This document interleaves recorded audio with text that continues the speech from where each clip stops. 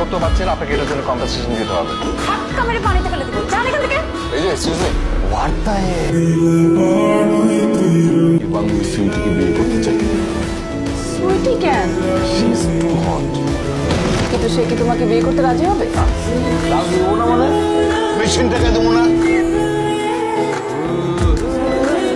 আপনি তো সিঙ্গেল, তাই না? আপনি কি করে বুঝলেন যে আমি সিঙ্গেল? আপনাকে দেখলে বোঝা যায় আপনি single।